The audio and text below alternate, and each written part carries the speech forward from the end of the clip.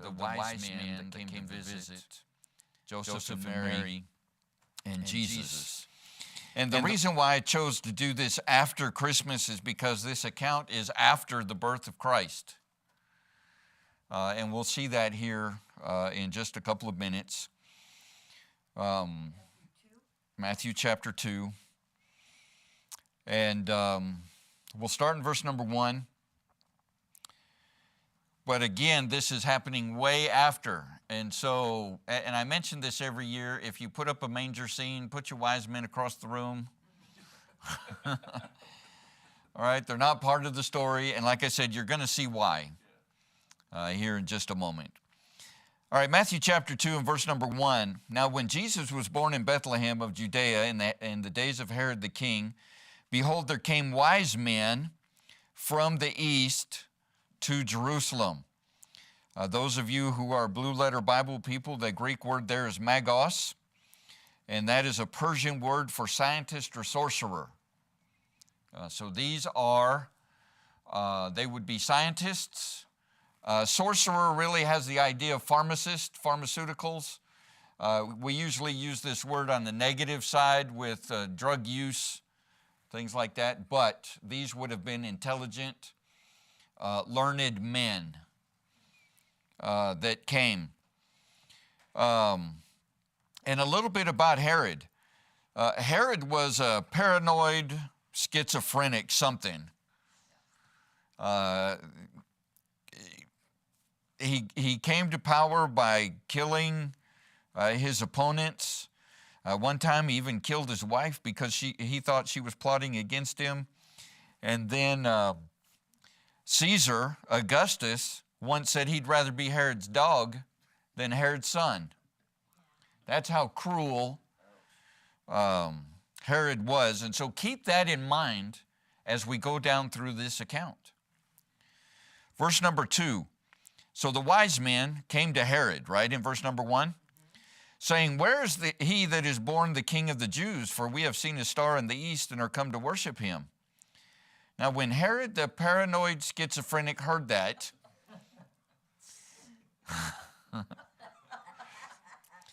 what was his first question? Heard these things, he was troubled. Because who was king? Yeah. And then here comes these wise men, these learned men from the east, saying, where is he that is born King of the Jews? By the way, it says he was troubled, and if you keep reading, and all Jerusalem with him. All right, so did we sing We Three Kings tonight?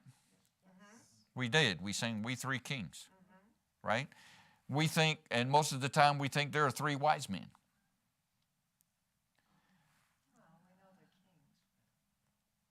Well, we know they're wise men because that's what the Bible calls them. They're scientists, they're sorcerers, they're learned men. But were there only three? We assume three because of three gifts, gold, frankincense, and myrrh. We assume three, but three men coming in, would that cause all of Jerusalem to be troubled? No. Now let's think if this was a greater company. Let's say this was a larger company coming into Jerusalem and going to the king. And by the way, who gets access to the king? Not just your commoners, even not just common foreigners. And so these men were men of high standing from the east. And so they were able to get access to Herod the king and ask him questions. And not only was he troubled, but all of Jerusalem. And so, hey, what's the commotion? Why are all these people going to the palace? Why are all these people going to see Herod? And so the likelihood is there wasn't just three on their three little camels and three wise men put all of Jerusalem into a turmoil. Let's go on. Verse number 4, and when he had gathered all the chief priests and the scribes of the people together, he demanded of them where Christ should be born. So the king, Herod, calls all the Jewish scribes and Pharisees, the chief priests and the scribes, and wanted to know. And here's one of those Old Testament prophecies, David, Micah 5:2, where he's going to be born in Bethlehem. Verse number 5, and they said unto him, in Bethlehem of Judea, for thus it is written by the prophet, and thou, Bethlehem, in the land of Judah, art not the least among the princes of Judah, for out of thee shall come a governor that shall rule my people Israel. And that's almost a direct quote from Micah 5:2. But thou, Bethlehem Ephratah, though thou be little among the thousands of Judah, yet out of thee shall come forth unto me that is to be ruler in Israel, whose goings forth have been from old, from everlasting. And so the wise men, not the wise men, the chief priests and the scribes had an answer. They knew. So when the wise men came in from the east and spoke to Herod, and then Herod asked the question, they had an answer. Then Herod, verse number 7, when he had privily called the wise men, inquiring of them diligently what time the star appeared, and he sent them to Bethlehem and said, go and search diligently for the young child. There's clue number 1. And when you have found him, bring me word again that I may come and worship him also. And so when did the star appear?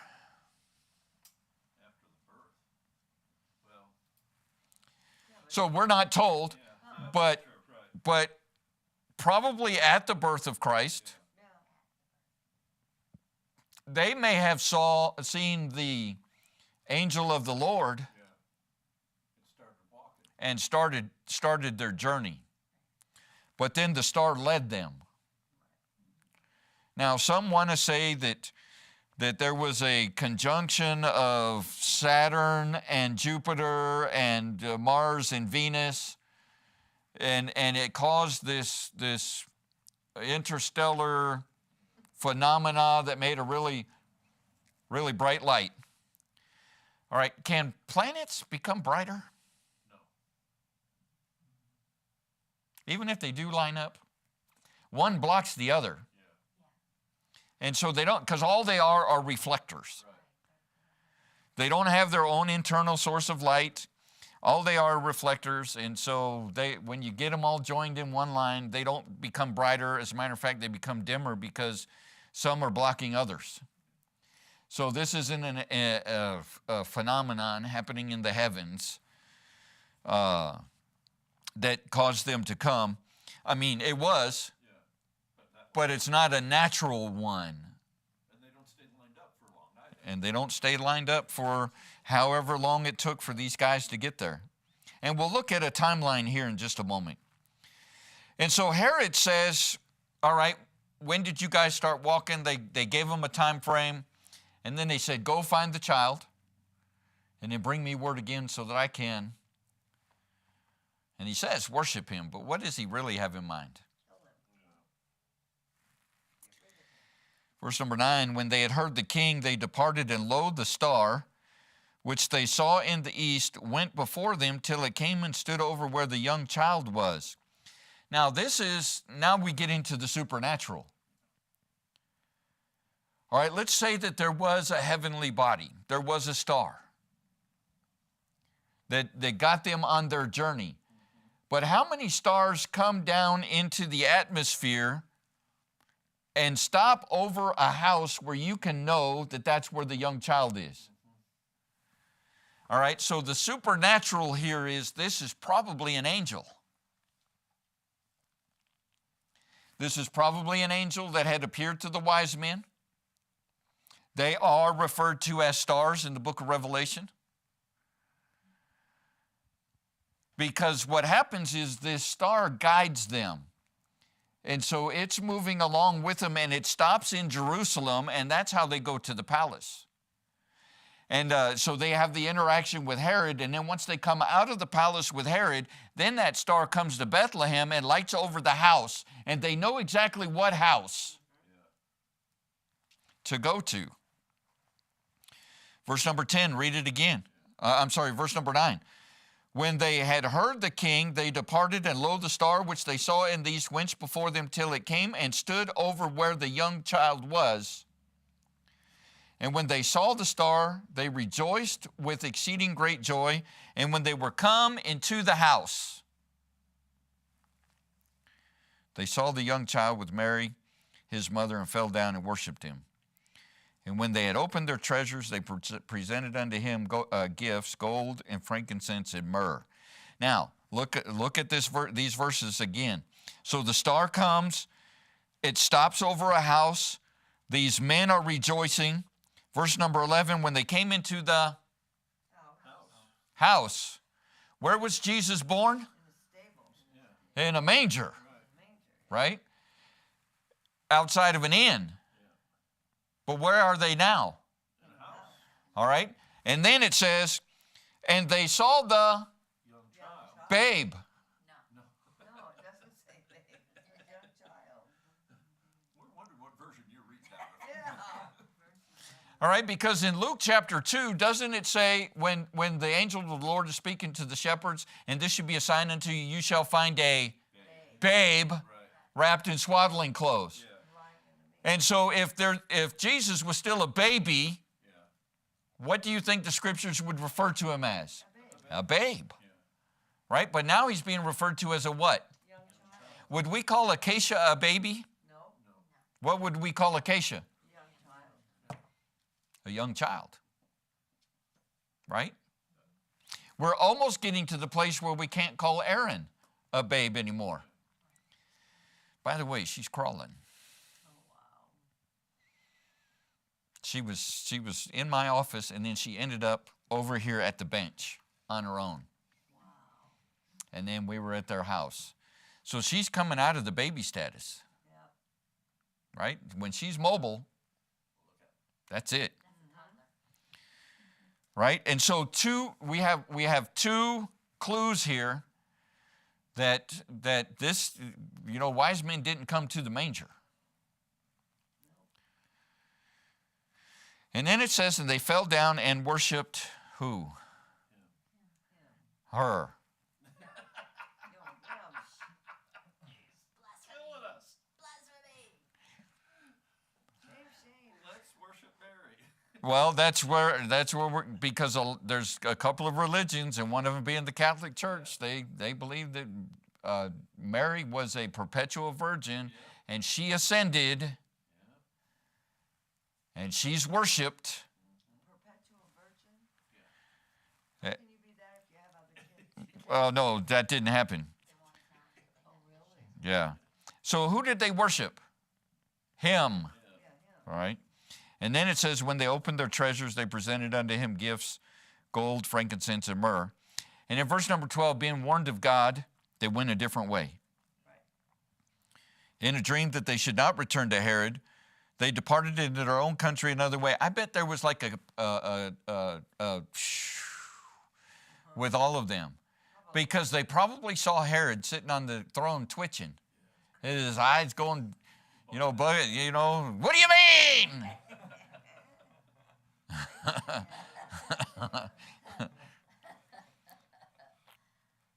So there was probably a collective sigh. And they went home another way. Verse 13, and when they were departed, behold, the angel of the Lord appeared to Joseph in a dream, saying, arise, take the young child and his mother, and flee to Egypt, and be thou there until I bring you thee word, for Herod will seek the young child to worship him. No, destroy him. Wait, Herod wouldn't lie. What did Herod say he was going to do when he was talking to the wise men? That I might come and worship him. But we get down to here, now he wants to worship him. Destroy him. So which one of these things do you think he wanted to do from the very beginning? Destroy Yeah, he didn't want to come worship him at all. He wanted to get rid of the competition. How did Herod become king? He got rid of the competition. And just like Herod did before, he's going to do again. All right, verse 14. When he rose, he took the child. This is Joseph. When he arose, he took the young child and his mother. By the way, young child. Not baby.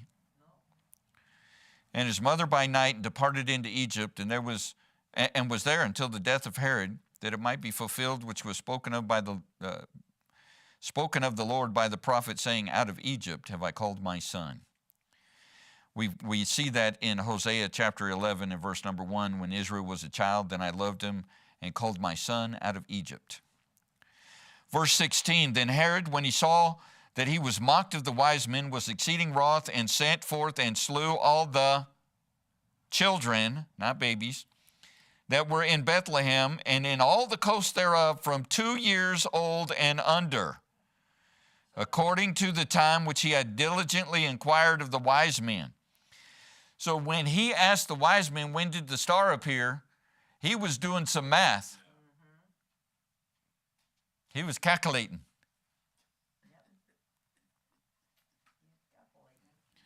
And just to make sure, he gave himself a little buffer, so he went up to 2 years.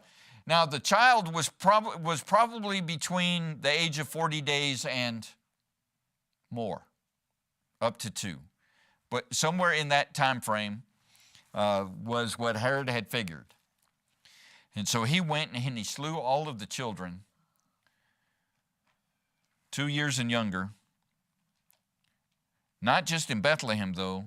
Just in case Joseph was able to get them out of Bethlehem, he slew all the children in all of that area, in that region, from 2 years and under, according to the time which he had diligently inquired of the wise men. Then was fulfilled that which was spoken of Jeremy the prophet. There's Jeremiah. He has his own book.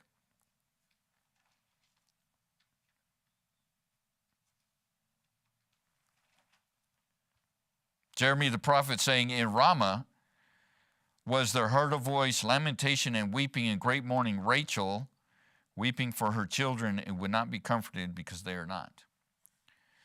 And so that was an Old Testament prophecy about the children of Rachel. Now, who was Rachel?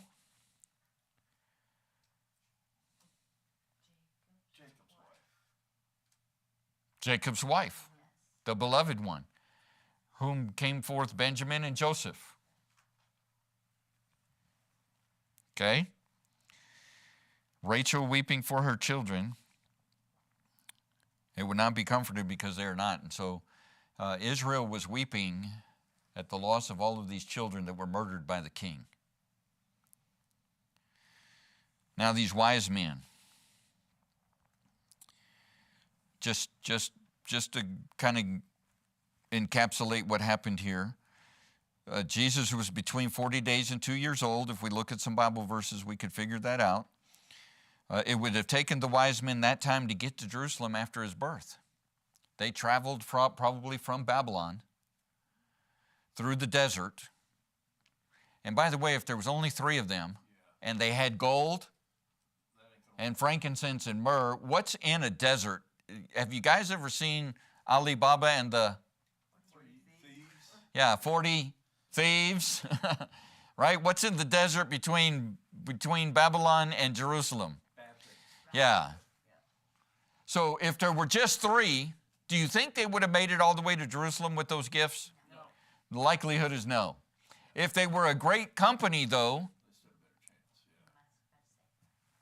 they would have probably had a contingent of soldiers with them to protect not just the gifts, but also the important men of Babylon.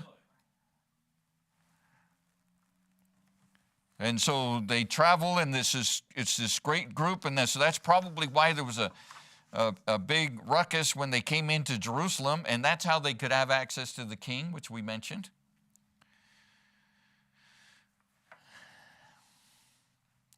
Who was in Babylon that would have given these wise men an idea to look in the scriptures and know what the star was? Yeah. So Daniel was there. Anybody else? Shadrach, Meshach, and Abednego. Well, there's right? Any other prophets that you can think of that interacted with Daniel and Nebuchadnezzar? Any of the other major prophets? The wall building one. Nehemiah? Nehemiah. Yeah, Ezra and Nehemiah. Okay. Oh, yeah, no kidding. Ezra, Nehemiah? Right, yeah. All right. They're not major prophets. I don't think he was there. He may have been, but he's not one that readily comes to mind. Jeremiah. Jeremiah had access. Jeremiah and Daniel were contemporaries. And they would go, so Jeremiah had an influence. Daniel had an influence. Shadrach, Meshach, and Abednego had an influence. Nehemiah, of course, he's the king's cupbearer. And Ezra was a priest and was sent to Jerusalem to rebuild it. And so there was certainly an understanding in the Far East, Babylon, or at least writings that they could refer to know what the star meant. And they probably had Micah, that they knew that was going to happen in Bethlehem. They probably knew Isaiah 9:6 because of that. Now, the gifts. Why gold, frankincense, and myrrh? If we look at the three gifts, gold would represent his royalty, foretells of Jesus as a king. The frankincense, that's an incense, and it's symbolic of the prayers of the high priests, foretelling of Jesus as a high priest. And myrrh was a burial spice or a burial oil that tells of Jesus' death. And then how do you think Joseph and Mary, being not wealthy people, were able to escape and get to Israel or get to Egypt? Yeah, they just had a whole bunch, a whole bunch of gold.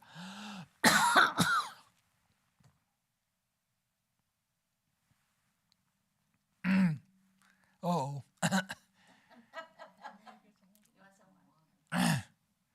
They just had gold laid at their feet. And that's how they were able to escape. Boy, I just had something attack me.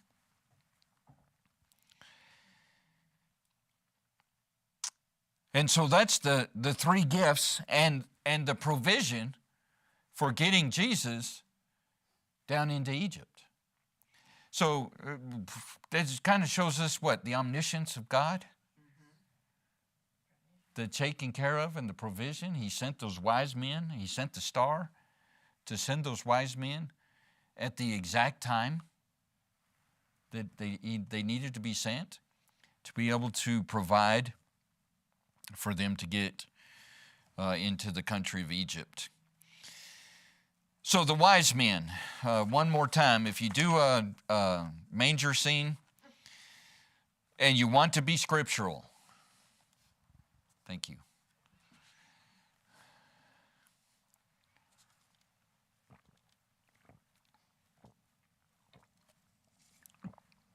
Did you bring me water?